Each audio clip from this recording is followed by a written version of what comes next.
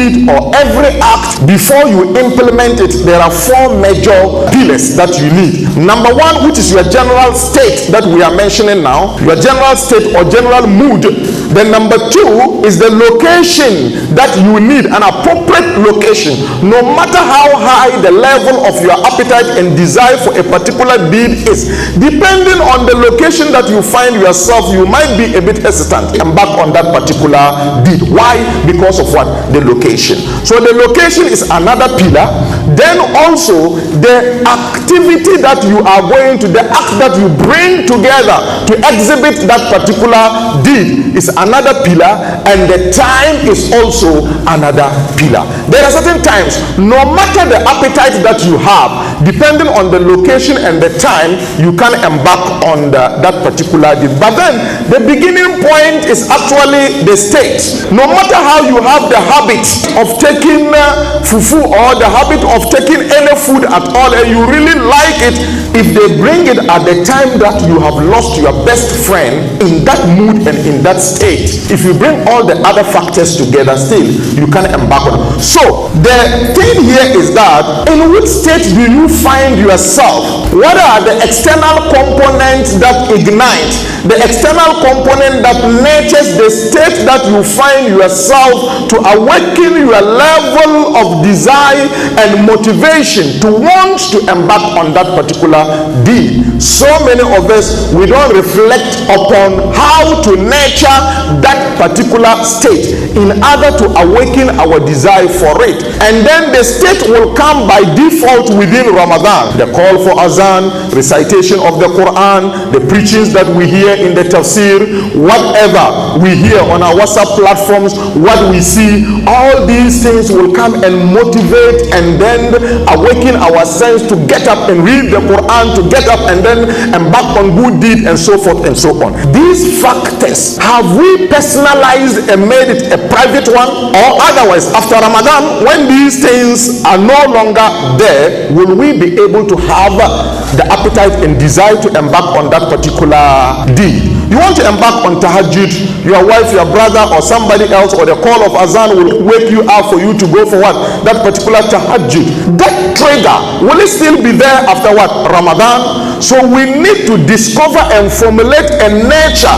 our private state, our private mood for that particular deed before we can own that particular deed after Ramadan. So we say state and sensory stimulation formula. We need to have it. Allah Azza wa Jalla in the Quran tells us in Surah Al-Fussilat that hatta idha ma ja'uha, hatta idha ma ja'uha shahida alayhim sam'uhum wa absaruhum wa juluduhum bima kanu ya'malun. Allah Azza wa Jalla tells us that hatta idha ma ja'uha, not until they are brought closer to the hellfire, judgment is finished, and Allah declares those who will be going to hellfire and those who will be going to heaven. Those who will be going to hellfire, when they are brought closer to the hellfire, they start to doubt the judgment of Allah Azza wa Jal, and whatever you doubt, even in your mind, Allah knows. Even his Rasul sallallahu alaihi wasallam, after the conquer of Makkah, and everybody had given up, and Abu Sufyan was just standing looking at Rasul sallallahu alaihi wasallam, and he's thinking in his mind, should I go back and gather the army and come? Look at him and some small people here will be able to overcome him. Then Rasul sallallahu alaihi wasallam goes closer to his ear and says, Wallahi, you come any number of times will overcome you. He had seen what he was thinking about. So the non-believers will be doubting the judgment of what? Allah Azza wa Jal. Then Allah Azza wa Jal will tell them, Shahida alayhim sam'uhum, I will let your hearing system testify against you. Wa absaruhum, I will let your eyes also testify against you. Absaruhum wa juluduhum bima kanu ya'malun, and then also their bodies, their skin will testify against them on the day of what? Judgment. That tells us that bima kanu ya'malun, on whatever we do, the primary sources of trigger are these parts that Allah Azza wa Jalla had mentioned from 1972 up to 1993. The research of John Grinder and Professor Richard Bandler, all their suffering, the results they brought out is that these are the three basic channels of perception that affect our mood, that affect our mental state. These are the three basic channels. Absarum, their eyes; Sam'um, their hearing system; and then also wajulud, wujudum, and then also their body, their skin, the kinesthetic system. That is telling you and I that in our learning we need these things. Going back again to the other one in Surah An-Nahl, Allah Azza wa Jal told us that Wallahu akhrajakum min butuni ummahatikum. It is Allah that removed you from your mother's womb. La ta'lamuna shay'a. You knew nothing. The addictions that we have them now, we didn't have them, we didn't know them. And the good virtues now, we didn't have them, we didn't know them. We are yet to learn them. And then to learn them, Allah says, وَجَعَلَ لَكُمُ السَّمْعَ, and He created for you your hearing system. وَالْأَبْصَارَ, then He created for you what? Your visual system. Then وَالْأَفْئِدَةَ, then He created for you what? Your heart. So these are the things that actually come together to formulate your mood, to make it enhancing, productive, or positive. If you want your mood to always be productive and enhancing and positive, and maintain it at the level now that you have in Ramadan, because you have suppressed the soul and you have tightened the root of Satan into you. Satan cannot enter into you. Why? Because ضيقوا مجارع الشيطان بالجوع والعطش. Rasul sallallahu alaihi wasallam says, tighten the root of Satan into you with what? Hunger and thirst. You have tightened that one. Allah has tightened Satan, and then the soul is being suppressed, so it doesn't interfere again between the mind and the heart. The soul now leaves the mind to think at a higher level. The soul now leaves the mind and leaves the ego, leaves the what? The id, and leaves the super ego to think at what? Higher level. So in Ramadan, you have all these things what?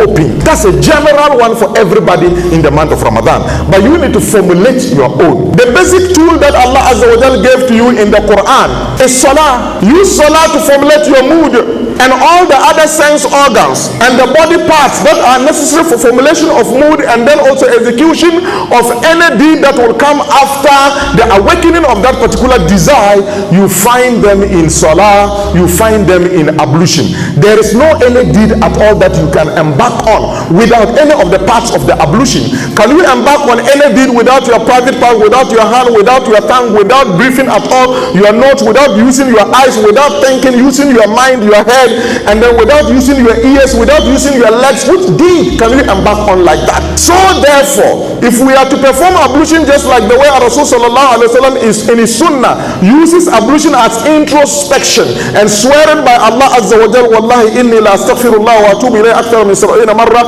I swear by Allah, I embark on what? Asking for forgiveness from Allah Azza wa Jal, and I repent and turn to Him, Allah Azza wa Jal, more than 70 times in a day. Count all the parts of ablution, the number of times we wash them within the day, you get the list of what? 70. If you don't add the private part. If you add the private part, you get what? 75 within the day. If you are to repeat them, the washing 3 times, then multiply it by. So ablution alone, if we are to follow ablution alone, we can use it to encode, and we can use it to anchor some of the triggers that will actually formulate our mood and desire for that particular deed.